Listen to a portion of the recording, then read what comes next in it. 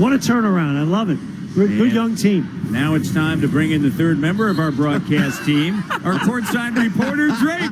I'm more comfortable than I've ever been. Wow. This is the new norm right here. And I ain't talking about Kelly. You know I'm a little insulted. You don't want to sit between us. I know I haven't showered in 3 days, but come on. Are you kidding me? It's our new sideline reporter. This is a bit more of a luxurious experience, you know? Well, you are in Gucci tonight, so it's all good. Yeah, exactly. Yeah, it's all good. Is it Gucci or Gookie? Of course, you would still be trying to figure that out after all this week. You know what? You've nailed Jack. I mean, that's him. You know, last time we were talking to you, it was prior to All-Star Weekend. Yes. And I know that you had a wonderful experience hosting All-Star, and it really... Thanks for the invite, by the way. Yeah. You know, it started prior to the celebrity game, and you winning that game as a head coach. Clearly, you didn't take any of the pointers that Jack gave you. Well, I definitely had a. I definitely didn't listen. I rarely listen to Jack. Thank you. Is the gist of what I'm trying to get. All right, no problem. But I had such a great time, man. It was just literally. It was a flawless. It was a flawlessly executed weekend by the entire city, and I was very proud of everybody involved. So it was amazing, you know. And I know you guys had fun. I heard you guys complaining the other night about the fact that they didn't throw you a release party or something like that. Well, Jack wanted one. Yeah. That's how I roll, Drake. Come on, man. You gotta hit up OVO next time. That's what we're here for, man. Absolutely. You know? And what was the one thing that weekend that really jumped out at you? Like you were like, wow, my city. The experience that you looked at and said, man, this is unbelievable. You'll always remember it. Well, I don't want to make you jealous. There was one party that you didn't get invited to. Well, thank you. Crazy. But aside from that, it was definitely, you know, it was the dunk competition. I think that was the greatest thing that I've seen, you know, one of the greatest things I've seen in my time watching basketball. But just aside from that, it was just the energy, you know, it was the fact that everybody, it was so positive in the city and everybody was so excited. Out of bounds. Yeah, it was tough.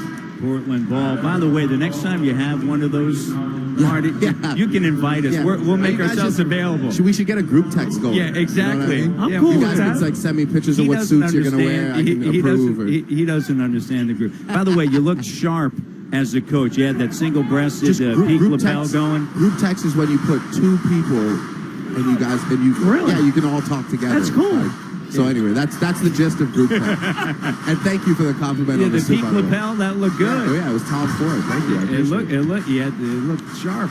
TJ, was it TJ Ford? I think his suits are a little baggier.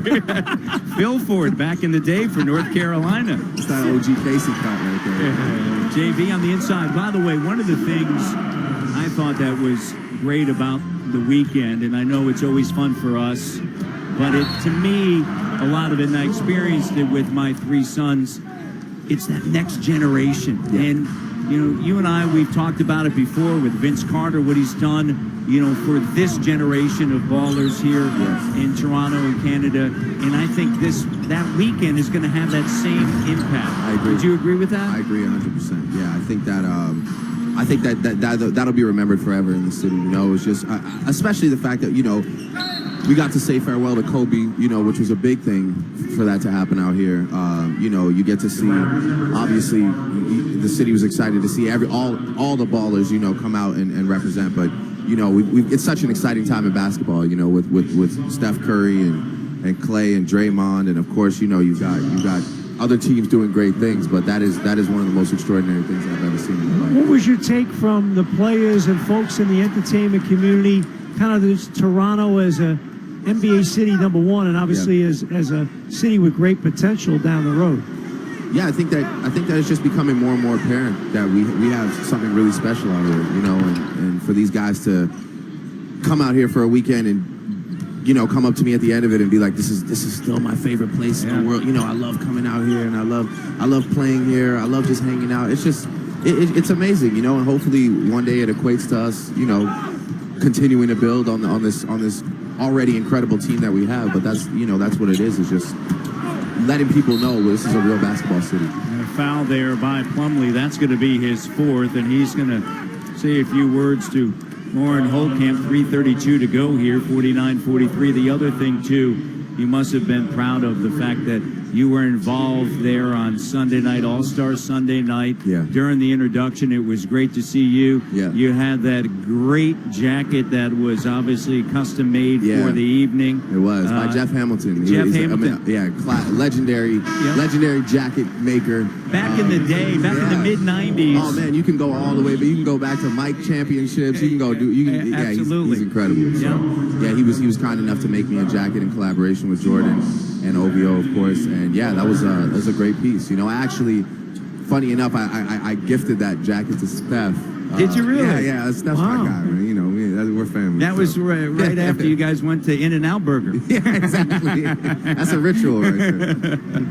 By the way, that's my favorite burger place, In-N-Out. Are you a big In-N-Out burger guy? No, honestly, I'm more of a Harvey's guy myself. I gotta tell you. Jackie boy. It's I'm Canadian, Harvey's, man. I got the red and white with me, so I'm more of a Harvey's guy myself. Hey, you know what? They make a hamburger a beautiful thing, don't they? Yeah, exactly. Well, I'm a late night slice guy. I'm a New Yorker, so okay. 2, 3 in the morning, maybe a little later. Yeah. I drop in for a late night slice. It's good for you. It's heavy to eat pizza that late, It's all But good. I'll tell you, you're looking young for a guy that eats pizza at 3 in the morning. That's the good news, man.